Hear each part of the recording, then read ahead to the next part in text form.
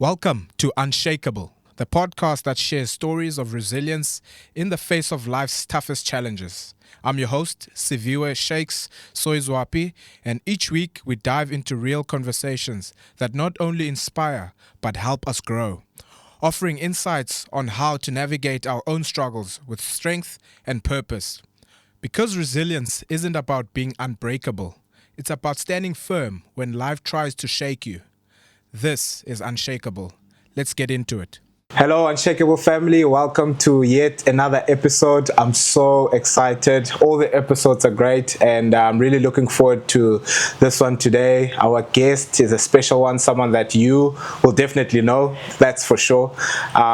She is in radio, works at Good Hope FM, on the breakfast show with Roger Good. She's also on Supersport. She's presented and anchored top rugby tournaments and shows, Varsity Cup, SA Under 18, Currie Cup, the United Rugby Championship. Her CV speaks for itself. She fell in love with rugby, or not necessarily rugby, but sports at an early age, and came to Stellenbosch. We are in Stellenbosch. She came to Stellenbosch and she pursued a sports science degree at Marties and ended up in the airwaves. Our guest today, Cato Louw. Welcome. You're such a stalker. Shaky, hello. Thank you so much for joining me. Oh, it's such a pleasure to be on this side. You sitting with your laptop and the mics, letting me settle in, giving me a cup of coffee. You're stunning. Thank you. I told you one day I'll get you back for all the times you've cornered me. And Vrachdag, you've done it. Here we are. Full circle. Full circle. So but nice. Thank you so much. Yeah. Such a pleasure. I'm really excited to fire all the shots towards you now.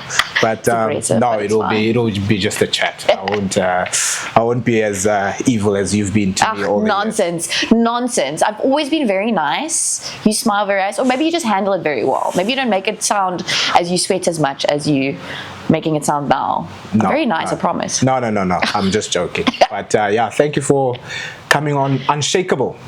That's the name of the podcast. That's cool. Is it because of your nickname? Shake it. What did you always say? Shake it like a milkshake. Shake it like a milkshake. But you know what? It's the fact that my name is on is pretty cool. But we want to cover and tap into unshakable stories. We speak resilience. We want to highlight grit, and we just want to encourage people to understand that they are unshakable. You know, so that's the gist of Unshakeable, and just giving back to people. It's a community of resilient voices, so we want to just do our part with the platform that we have to give back to people and just ensure that they understand that they also unshakable. It's in everyone, hey? We can all be okay. It's definitely in everyone. Okay, cool. Now that we're here, it's happening. Let me get to it. It's happening now. I want to start off so that we can get to introduce you to everyone. I know you are well known and people have seen you probably every day on their screens, but just for those who don't know you, you studied sports science. Yes. And at Stellenbosch. Before we get there, the love of sports itself. Fair enough. That's fair. I grew up in the Eastern Cape.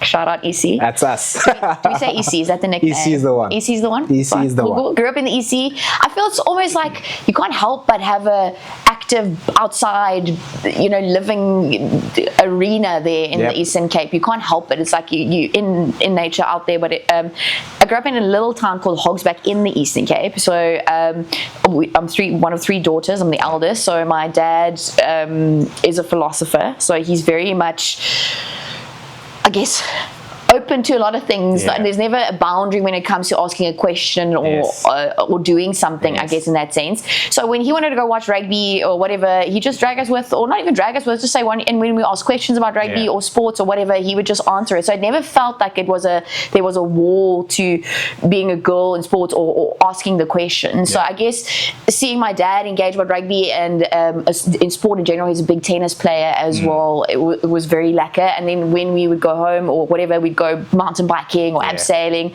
all the very niche things we probably don't do in normal dorpies as much, especially not here in the Western Cape. But it was so I always felt included and part of something bigger when we watched sport. And I was never going to be the Serena Williams or the Shaky of any sport, but I really wanted to get involved and be part of that something bigger, because being in a small town, it's like the radio and the TV connected me to the whole world. Nice. So that's the part of sport that drew me in, and to see how seemingly normal people on the field or on the court made people feel and believe and dream bigger. It was something I wanted to get involved in. You ended up in rugby though. Yes, in rugby, of all the things, the stereotypical things, I really love tennis, but so then I decided, no, I want to be the Springbok physiotherapist. Because in 2007, I saw Renee run out, or I think it was Renee ran out, and it was a woman in the mix, and I was like, there's actually a woman that can be in the mix, in the heart of the action, not your stereotypical roles, behind the scenes where, you look pretty and you just say pretty things. She was getting down and dirty and in the mix there with the players in the heart of it. But Renee's in other sports as well. Why but that's rugby? The thing. Did you get into rugby because of the times that your dad took you to the sport? Yes, that's a great question, obviously. This is a great question, Shakes. It's like you prepped this. It's like you prepped it. But it was that, I think it was that I felt rugby had, I think, the biggest impact in terms of inclusion for me. Preach it. Yes, like in terms of, and yes, we won a World Cup in 2007, specifically on the 15 side, and it just felt, you could feel the impact and the belief, and the even a girl from Hogsback, a white Afrikaans girl from Hogsback in the Eastern Cape could feel that impact, and I could see it in everyone else's faces. And the Eastern Cape is quite a very diverse province, very, very diverse. So just to see that impact and how it made me feel, I thought rugby was the one to get involved in, or be part of. I just felt a deep connection towards it. Also because my dad, it was never a limit to what we could ask and be part of. So I never felt that there was a boundary. I only realized there was a boundary with women in rugby when I got to Sally's and realized, this is not normal. Like, this is not the norm yet where women can be a part of this. So when seeing Renee or seeing specifically on the field there, I felt, okay, we can be in the heart of it. So then I wanted to go be the physio as well. I didn't think how it would work. Like, was I just going to get my degree and just walk into the thing? That's how much I believed. That is dreaming, and you have to believe in it. I'm in the mix. I'm in the heart of it. So I started with a BSc Sports Science degree. Didn't finish it, but went over to ETA College, also against Sally's, and sort of finished a sort of a fitness diploma along with it. And in that time, I could get onto the airwaves. I thought you would say Grens was the school because of your school. Hoërskool Grens. I love Hoërskool Grens. It's actually called Whiskus Gymnasium now. We've rebranded. Yes, we've merged with Whiskus Gymnasium. Right. Same location there in Baysville area, but it's still there. No, I'm just joking. I'm not actually teasing them because I know the rugby's not that strong. No, and I know you wouldn't have. Shout out Grens, but no. Yeah. Our netball was absolutely awesome. For sure. Absolutely awesome. I remember we also started water polo when I was there, because we had a group of girls that just wanted to do water polo, and we started it eventually. But so I was never. Well done to you. Yes, we were never. Thank you. And I was never bound by, because if I wanted to do something, I felt that sport was limitless, and that's why I loved sport as a whole. Rugby, I think, was just the first. It was the intro one for me, and it felt the most accessible, because I felt like I really studied the game. I really did, and I wanted to.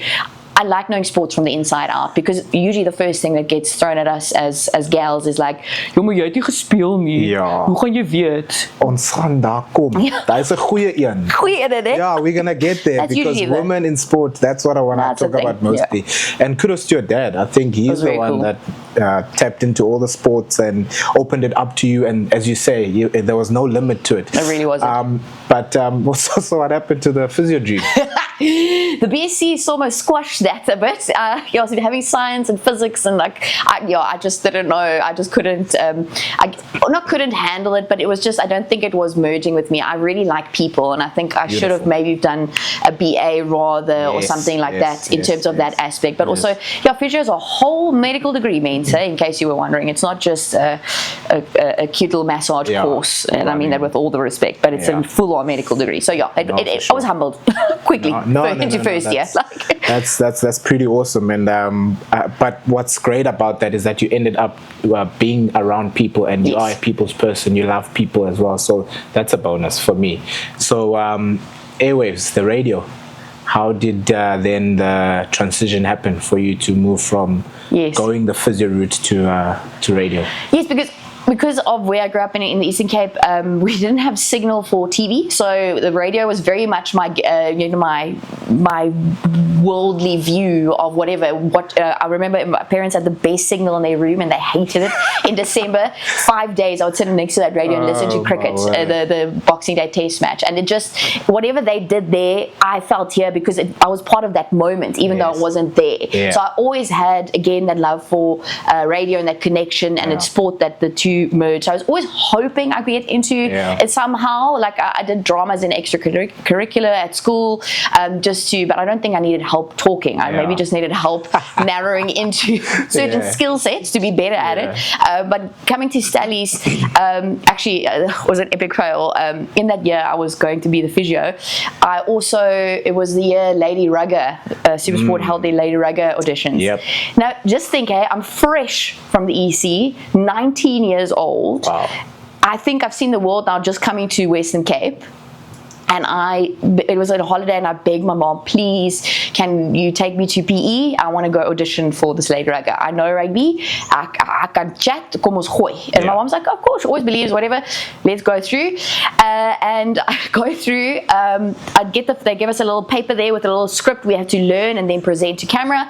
Cool, that's fine. That's part's fine. Then we go into the judges' room. I think it was like Derek Albert. I can't remember who else was there, because I blocked it out, obviously. And then super focused. No, of trauma afterwards. You'll hear now. Like, so then, and I remember, I can never forget, it was the royal wedding, Kate and William getting married as well the same day. So this was playing in the background where all this glamorous rugby stuff's going on in the Nelson Mandela Bay Stadium. And I'm sitting there now. They have to do my little rehearse thing again. Cool. But now they're like, okay, you have to do a link. So it's when you present something to camera or you say something on air to you're in New Zealand now and you're linking back to studio, so you have to give us a minute thing to talk about the whatever. No, then it wasn't, because I had no idea what is a link, where do you start. So then I started talking about the weather. I absolutely choked, and then because I literally, you had to stand there and go like, you have to give insight into where you are and tell you about the environment, but I didn't have that knowledge, because you don't have, it's a humbling event, TV, and then and they were like, shame. Where are you studying? I'm like, no, I'm in Stellenbosch. They're like, there's a campus station. There's a campus station called MFM. So they kind of led you to they're like, go, because you have to be able to think on your feet and, able to handle a live environment. So then when I got back to Stellies, I signed up at MFM, and then from there, the rest is really the bug bit, for the airwaves thing. No, for sure. I'm actually, the fact that you sat next to their bed in their room, it did disrupt mommy and daddy time, but you know what? Sure. I'm sure they'll be happy. They've got their free tickets now. They're fine now. That's fine. That's exactly why I mentioned it and what I'm getting at. So I'm sorry, you're the presenter today. Just remember, come on. Full circle. But be free, man. Like, that's fine. You can ask me anything as well. This is not an interview. So listen, MFM. So now they've steered you in that direction. Thank goodness. Starting small once again. But I also saw that that was quite a journey on its own, with the graveyard hours and the shifts that you had, having shows that it's just music. Yep. 3 o'clock in the morning. 3 o'clock in the morning. Yes, whenever, Stellies, everyone goes to Gaya at 2 o'clock or still out and about, and then you have to go do your shift for free. You volunteer, hey? You don't get paid. You don't take a shot left. No, and you don't. You have to go there, and if you're not in studio, there's a dead air. You said you don't get paid for that? No. Okay. The first part of it is volunteer basis. So while you're studying, it's your choice. So it's your thing. If you want to go pursue it, you need to make sure you put in the hours and you do it. So there's no money. People see couture now. They don't. Yes, I'm balling, hey? No, all this expensive stuff. They don't know. They don't know. Like, it's like, and I think that's what people forget. It's like, you start small, as you very well said, but it's also you have to put in the work, no matter how glamorous it looks now. That part you had to do yourself. No one could do that for you. So literally, you had to put in the hours while you're studying, go to class. You finish at 6 a.m. Then you would have an hour, and you have to get ready for class again or whatever. And I'm with you, go to class. How long did it take you until you kind of made your break and had a show and stuff? Because I saw you had a lunchtime show called Halftime or something. Yes, that was my absolute baby. I absolutely loved it. I think you were on it, if I'm not mistaken, a few times. It's my sports show, Halftime. It was the only sponsored show, and it was the only one that was 2 hours of sport from Monday to Friday in the country in a weekday. So it was quite epic. How long did it take you to get there? To get to that point, it took 5 or 6 years. That was like a break. I would say we started then. Obviously, you start thinking, you're getting confidence, you start thinking you're making it, but I guess the break is when you get to a commercial radio station, which is the stations, that in Cape Town or wherever in the country you listen to. It's like, those are the money makers, that's the commercial, then it's your break. But in that, I would say from when I started the graveyard shift, it took a lot of hours. Remember, you can't just go on air. First, you have to sit in and look at the shows. Years. You sit and watch the shows, and then you have to get sign off, and then you go and you start pushing the buttons, you produce while there's still other presenter running their show, so you know how to, and all the shows, from the graveyard shift all the way till let's say the breakfast show, which is the main show always at every station. You have to know how every show works from behind the scenes, and then those hours are signed off, and then you get to go on air on your graveyard shift once a week, because it was so competitive, because all the slots were full.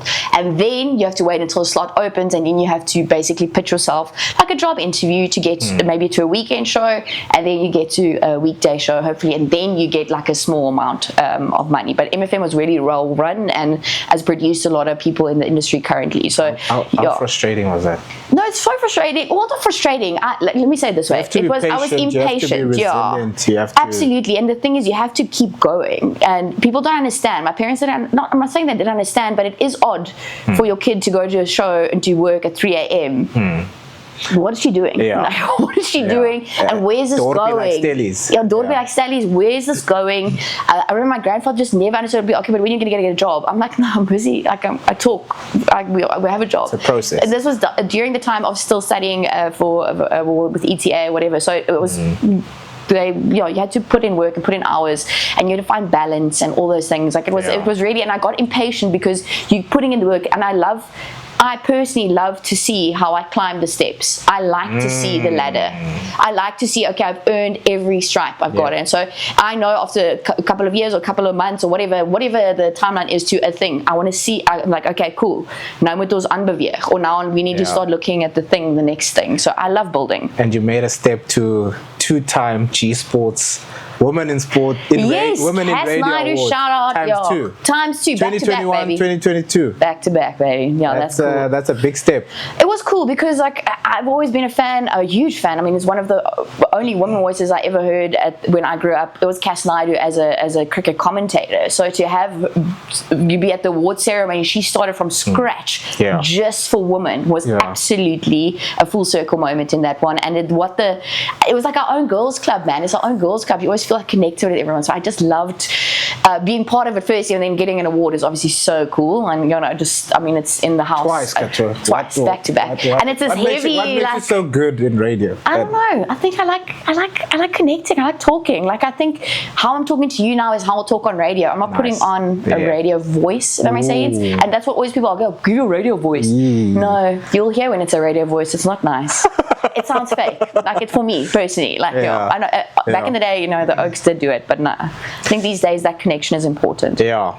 Okay. Cool. And I actually, yes, your journey is remarkable. And looking at you thought you were getting a boring one, yeah? No. I easy knew, people. You said it yourself. Let's go. I stalked you, so I knew what I was getting myself into. So sorry, man. Just hearing it from you sounds so much better. And we see now you in a male-dominated space, and which is good to see now what is good to see now is that we see a lot of females and women in those spaces.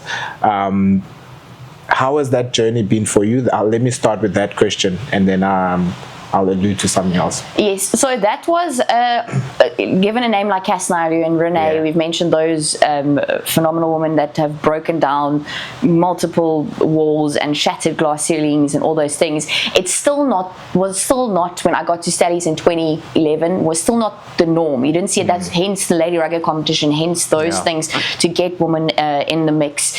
It was still not normal, but for me, again, and I'm going to credit my dad for this, how we grew up, is like, for me, I never saw my gender as being a woman as a boundary in that aspect, because I was so passionate about sport and specifically, getting into the space. I didn't see it as a boundary, but getting here, I just wanted to do the work, and I assumed the doors would open. But then, obviously, life, there is resistance. It's not the norm. You're trying to break. This is not normal. You're not supposed to be here. Go there. Like all those things. So I had to work. That was tough to realize. Walking into a press conference and realizing you're the only woman, and meanwhile you're just so happy to see, in this case, a Russie or Neil Powell when you walk in or whatever, to see you in the room. That I was just so happy to be in the room, but it was still not the most common thing to see the woman around there. And also breaking down the boundaries between women, because I think back in the day those women had to fight so hard and to be in those rooms, and it was always said that there can only be one woman. Like, that's how it felt. So then when there's another woman coming in, it's almost like an immediate competition for, you have to eliminate the one woman instead of the 20 men that are standing there. And that was tough, because every time I saw a woman, I felt that, oh yes, there's nog ene. But it wasn't always, they didn't see it like that necessarily. They felt it as a bit of a threat. But that's also breaking down that mentality, and that, the competitive, that women need to be competing against each other. We can't be like, the broederbond, like the boys have. The boys clubs are normal, like the guys help each other out. It seemed like there was a bit of a, because I had to fight so hard to be in that room, and it was just different times. But I think it's now finally we're getting that collective, like, girls club, women's thing, the G Sports, the Casses are putting it together. That's how I feel, and I think we're uplifting each other instead of competing with each other, if that makes sense. I think we're just in this new era, and it's happening incredibly slowly still, but we are getting there. But that was a tough one to realize that there is a boundary, if that makes sense, because of where I grew up and how I grew up. So that was a tough one for me, but you sort of just gaan on, and I just really wanted to be in the space, and I enjoyed the space so much, and I knew I wanted to connect with people like I felt connected. So that's why I just kept going. Like, that's so cool, so lame, but it would seem like a guy's thing to kind of compete the whole time. Yes, but it's women, like, I mean, you have a sister, right? Yeah, for sure. But I mean, like, sisters, for some reason, women, they make it out that we have to be ugly with each other, and we have to, it could only be one. But if I may use the word bitchy, like, that's what the sorry, that's your last one. That's the last one. You bitch with each other, and that's what I think the space created amongst the older generations of women, because they had to fight so hard. I think there's a level of, that's what I felt. That was my experience at the start, but it has changed, and it is there's a more softness, and someone like Cass has definitely changed the game in that aspect, and having a more Tsadisi get into the rugby space and actually anchor it and be a groot kop in that sense is like, there are a lot of behind the scenes women as well, I can mention, but like, those really changed the game. Do you think the visibility of women now in sport is a substitute for actual influence and decision making? Might be a hard one, but no, it's a tough one. As in, like, they say, okay, look, here's women, but behind the scenes they're not here. You see, that's the thing. That's the other thing. Is like, has it actually affected? Has it been real change? Has it rippled through the decision makers? Not yet, I think, no. I think it's very much still what we see and not necessarily what decisions we make.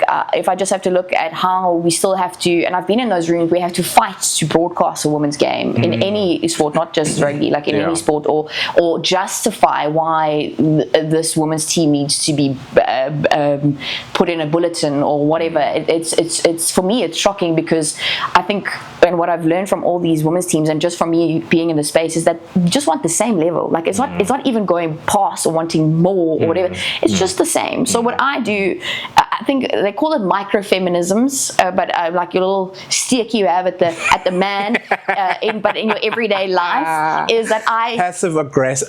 No, it's a microfeminism. Okay, it's a microfeminism. Okay, I always, if there's a woman's game on, like a Springbok women versus Springbok men, or not versus, if the Springbok women are in action, even though it's a lower or not as big tournament or whatever, always is I would treat them exactly the same in my bulletins as I would the men. Beautiful. Proteas women the same, Banyana the same, exactly how I would if they have an announcement. I treat it exactly the same as it. Like that's what I do to make sure it's just normal. It's part of everyday life. It's not the shock horror that we have a Proteas women's team, or like especially how I grew up. Like it's like I don't get it why it's such a fight. But we are in a third world country. We have financial issues and things, and when you can make money or when there's money coming in, you try and double down on that and make sure it works. And it's scary to take a risk seemingly on something like women's sport. But when those decision makers change, it's going to be much easier or it's going to just be much normal to have the same amount of women's games on as men's games, or that you're not going to doubt when you have a Challenge Sevens men's Challenger series, that's going to be broadcast. But if it's a women's challenge, it seems like there's some doubt around that. Like it's like, what do you mean it's the same thing in my eyes? And our sports are growing day by day, and women's sport in the world is growing much rapidly. It's insane to see in the UK, New Zealand, Australia, how even WNBA in America as well. Like it's insanely big. It's like we can just well get behind it now. And what can we learn from those countries? Is that they back them, like they made a choice. They're going to broadcast things, or they're going to put money behind them, and they back it. They don't go hana half in, and then pull out at the students. They stick with it. Someone had to go, we're going to broadcast and do the same thing with WNBA as we're going to do the NBA. And if I'm not mistaken, the numbers are almost level in terms of viewership and even like merch buying, stuff like that. So I think you must it is a risk, but back your risk, then back it and just follow through, and we can get there. It'll make sense. It'll make sense, Sorry, it's something I'm very passionate about. Is it? It's just because I was backed, So like, why not? No, why would you not back it? No, I like that. And I like to see the direction of where sports is going, including women. And there's a lot of rugby teams now, a lot of women's rugby teams, and women's rugby tournaments as well. So it's pretty cool. And like I said, now when we were speaking about the visibility of women in front of our TV screens and anchoring shows, presenting shows as well.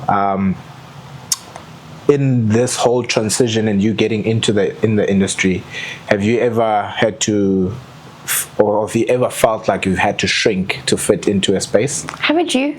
And how did you get out of it? I feel it's like barrel question. Charming. Just go for the jugular there. Told you I'm getting you back. You said I'm unshakable. I'm unshakable. You are unshakable. I can do this. No, definitely. And I don't mean like technical things, like I talk with my hands a lot, and on camera this is very distracting, so it's a thing you had to just learn. And I think as Afrikaans people, we talk very fast, and I had to learn to just breathe and talk slower. And I think that's when people say put on your radio voice. I just speak slower when I'm on air, so that jy kan hoor.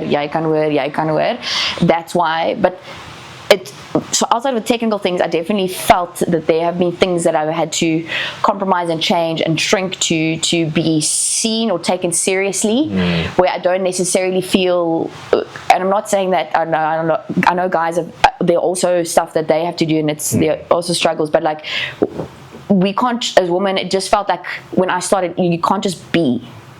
You need to be a certain way. You can't just be couture. Like they'll say, couture, you're too serious. You need to smile more. Couture, you need to. You had the wrong lipstick on today, and it's like, but do you hear what I was saying? No. So I felt now I feel in a better space where I can just be me.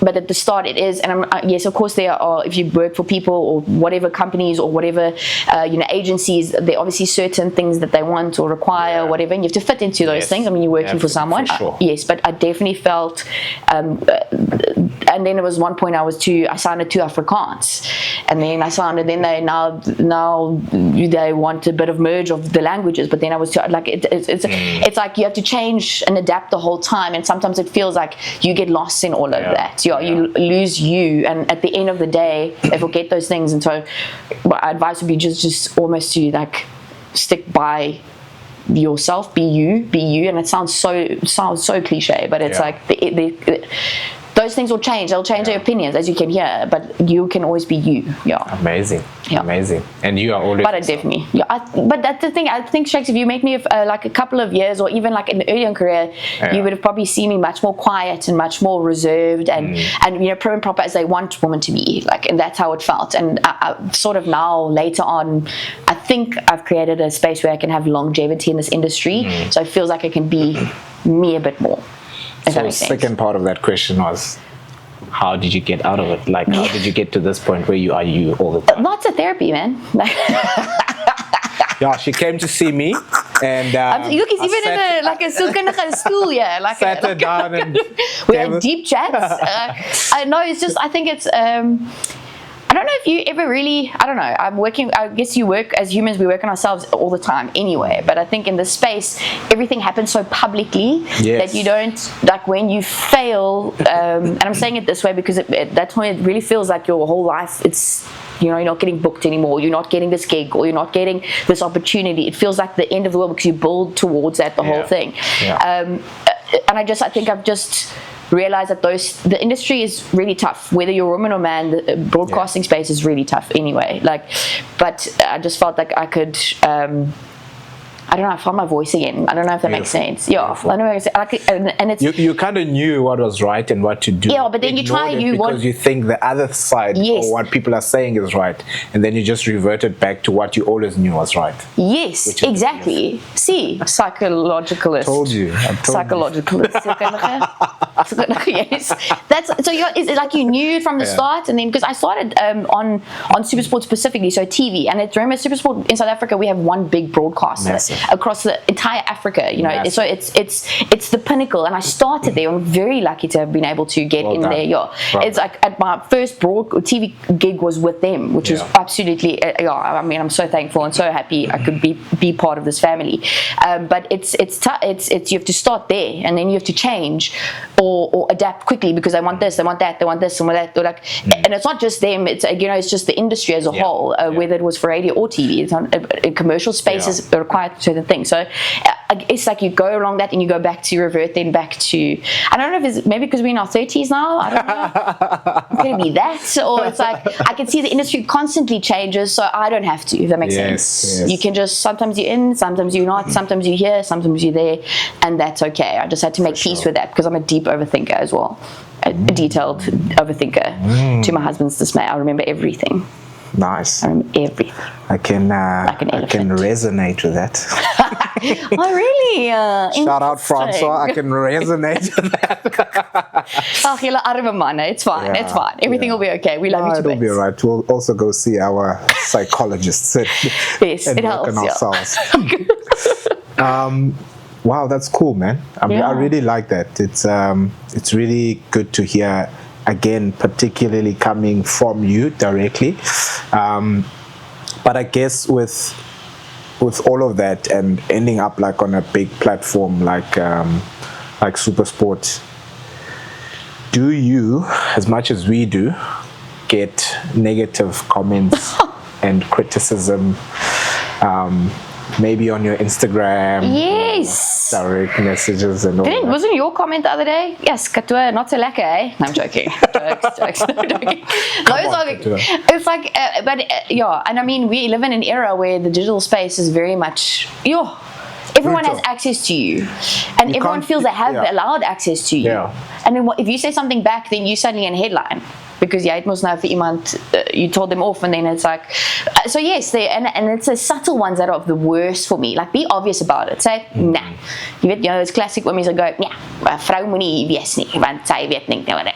Okay, cool, you're there, but don't go like, but this, or they say something about this, and like I don't. But the negative comments are off, and again, I'm an overthinker, and I would have 10 nice ones, but then the one negative one, that's the one I'll lay awake at night and think about and wonder how I can improve. And that's probably also getting older in this industry. You realize that then some water off a duck's back a bit, like but it's a very tough. But I mean, like things like oh no, she's gotten fat, or it's like yes, hierdie presenter met gewig verloor. This is the worst presenter I've ever seen, and just brutal, like right there in front of public. They feel okay to post it, and it's just it's a tough one, and it's shocking. Like And I won't say it's just South Africa. We are brutal, and especially in sports, and particularly rugby, we are. Our fans are brutal, are rough. But you're right. I think it's worldwide. Yeah, it's a human thing, and I really think in the UK it must be. I've worked with quite a few. And I mean, you guys have played everywhere, so you know, like. But those, I think they get it. It's like, and then it becomes a headline, it becomes a story, and the whatever Skinner Blatter, it's there. But it's like. But you know what? We are in our 30s. You said it. We are so wise. You said it. Yeah. We are in our 30s. 30, flurry, and thriving. So water off a duck's back, like Cato said. But it's tough though. It is tough. Because you have to build up some resilience and you actually have to feel the negative almost before you realize it's not the end of the world. Yeah. And I have to also get over that hump, because it's like it's not the end, this comment or this opinion or this whatever. That's what it is, an opinion. That's it is an opinion. You think. And we all have our own opinions as well. Exactly. I can Skinner too. Like, glad you mentioned that. Why? What's coming now? Don't act perfect. No. No, I'm not going to act perfect. No, you made me think now and remember that before we came here, my wife and I had a chat about the broadcasting space, and she was asking me, so is Cato also an analyst, like, and who are the other female analysts? And it is a good question, because people, they're different roles. Exactly. Yeah. And how far are we from getting women or female analysts in rugby? So this is a great question once again. Shakes, so good. Such a good presenter. She asked. Good acknowledgement. You've got a producer. So in this case, she's the when you put those questions together, or someone that helps behind the scenes, that's a producer. Someone who helps tell the story. Okay, yes. Okay. And we have some female producers. Again, not a lot in South Africa, but we do have some that helps to tell the story behind the scenes. We're very few female directors that will literally go in the, let's say, the Supersport truck and go cut here, cut there, and put the story you watch as a viewer, put that together. We have but we're getting there again. And then we have obviously my role would be an anchor or presenter, so I'd be the one. They'll have panelists around me, and that you absolutely nail. Thank you very much. It's just because I'm such good guests always. Like, nice people, and that's also important. I love to get to know the person before, and those 5 minutes before we go on air for me is always crucial to get. And I think what I do well, and you can comment here, but I think I want to know you more than what you're doing. I think that's why you connect, and that's why I want people to connect. I think I talk to you as a human. I think that's what I don't know. You can sleep well at night. Yeah, thank you. Yes, made it. Yeah. Nailed it. And then you've got analysts, which is literally people that analyze the game, usually come from a space where they played the sport or competed in the sport. Yes. Usually. Sometimes they have to change it a bit, because we don't have a lot of female people that are in a position to firstly have been able to call, let's say, rugby a career, have the knowledge and the skill sets and all that, because it's not been around that long in South Africa. And also people who can talk, because this is intimidating, Shakes. Talking to camera, sitting there and have someone scream in your ear, not necessarily at you, but because it's a live production, so it's a lot happening at one point. So those skills, this little almost fine motor TV skills that are needed, or radio for needed, that we're building it. We're still building it. So we'll get there. We have a few, we've got Layla coming through. She played rugby and she's a part of the broadcast now. That's good to see. It's good to see, Amatsu will also be, let's say, if we bring it to rugby, she's also an anchor presenter. She's also awesome. And then, as it goes, we've got Mandisa Williams, of course, that have been there. Noms has also been there from an analyst point of view, because they've actually played the game and those things. But as our game of women's rugby grows, we'll get more of these female analysts coming through. So it's going to take a little bit of time, but be patient. We've got some good ones coming through, I'm sure of it. You gave the exact answer I gave my wife, so... Oh, really? Exactly. Look at us. It's like we know things, eh?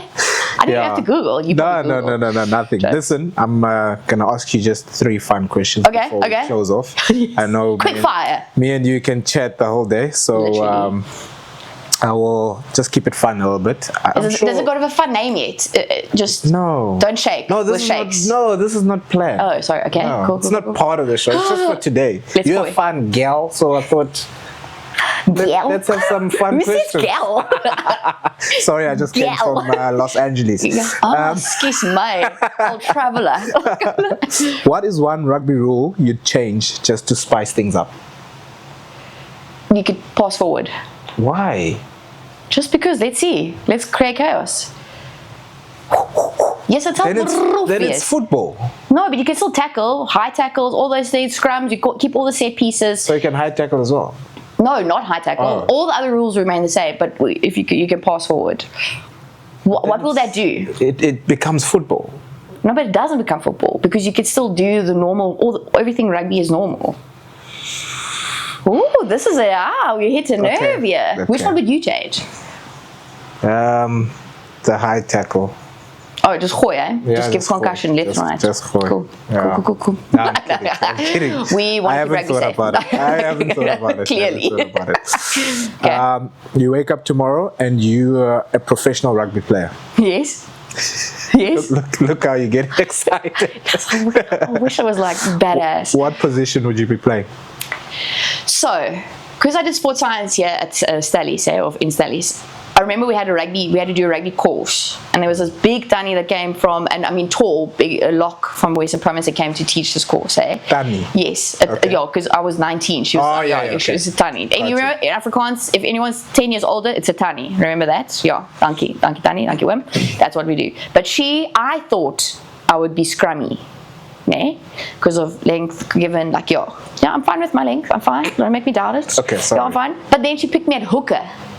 Danny. And I was shook, and my whole being was like warped. I was like, am I a You'd hooker? have to throw in. Yeah, I have to throw in. And also physically, hookers traditionally For sure. are not the Malcolm Marxes. That's the new hooker, mold. new mold. Yeah. And so I was, but I get it. You're in control position. You're really in the heart of it, in the dark arts of the scrum. But I think still I'd like to be a scrummy. I think I got the yapper for it as well. Yeah, I know. They're all like that. They're all the same. I'll be whispering things in ears. It's not supposed to happen. What would your hype ritual be before the game? Ooh. Just to hype yourself. You're gonna hate this, but I know a lot of people are gonna hate this, but I'd probably play Taylor Swift.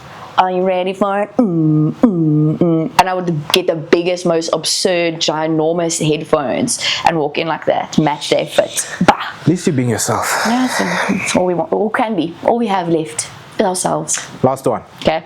What's the funniest and most awkward thing that's ever happened to you live on air? Oh, jeez. Oh, my word. It has to be funny, eh? Probably awkward for you, but please make us laugh. What was it?